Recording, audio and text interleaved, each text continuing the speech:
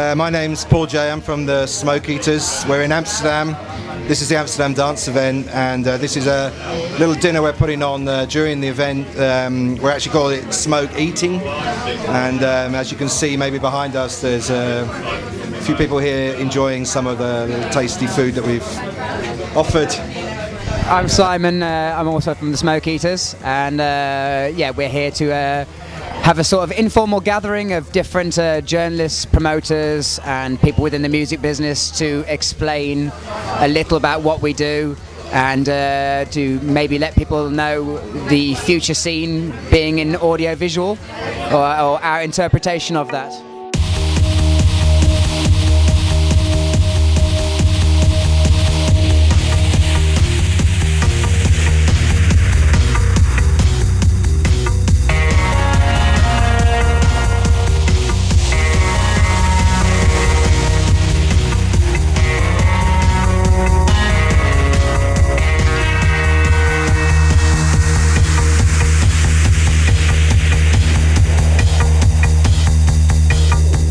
Well, we sample a lot from different parts of pop culture from 100 years actually. I think some of our samples actually date back from the 1930s on one of our videos.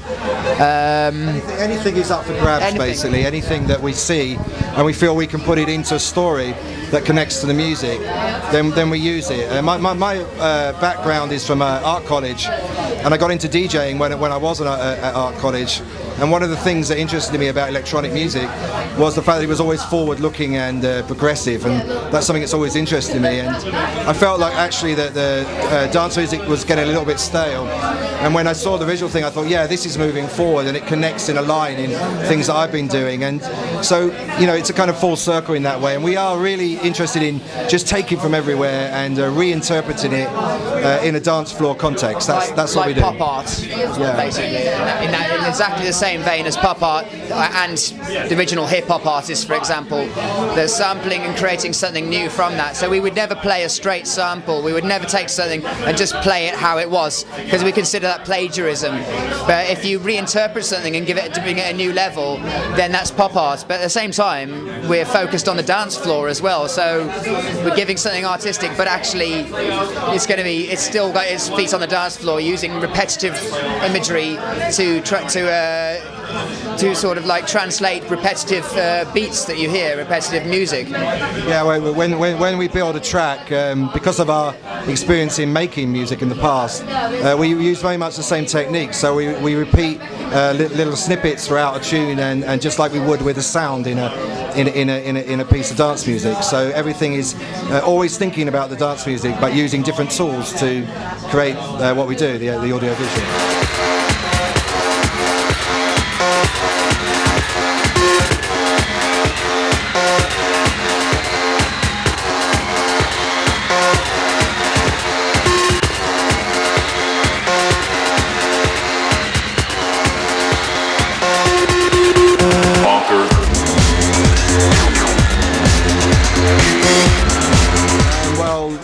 In the studio we use software, and when we play live we burn our tracks onto DVDs, and we use the Pioneer DVJs and operate them through by using MIDI control from the Pioneer mixer, the DJN 800. And we use an Edgeraw V8 VJ mixer is also controlled through the MIDI as well. Yeah. Because we actually, when we first started playing, we went out with just the software and laptop, and we had a lot of problems. We actually had to play on a festival in Croatia in the sunshine, and the equipment broke down on us and didn't work properly, and we made the decision to never again. It's just hardware always works. Yeah. So stick with something that's solid, that you can that's going to work basically.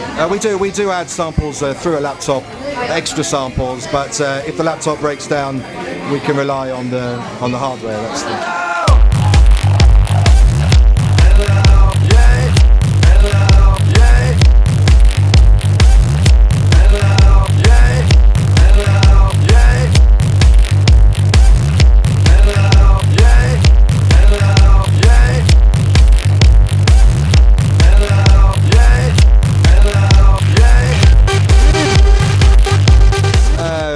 actually, there are a few reasons. One of them was I was watching a television program, and it was a National Geographic television program, and it was about firemen at the beginning of the last century.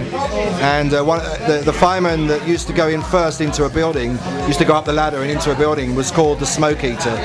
And he was often killed doing this job. He was very brave and was the first in. And I thought to myself, yeah, that's exactly what we're doing with audio visual. We're the first in, and we're a little bit brave.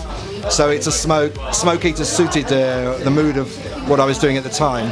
And the other thing is we live in Amsterdam, so smoking, eating, I think you can work that one out. It's a bit cheesy, but we make a pun out of it.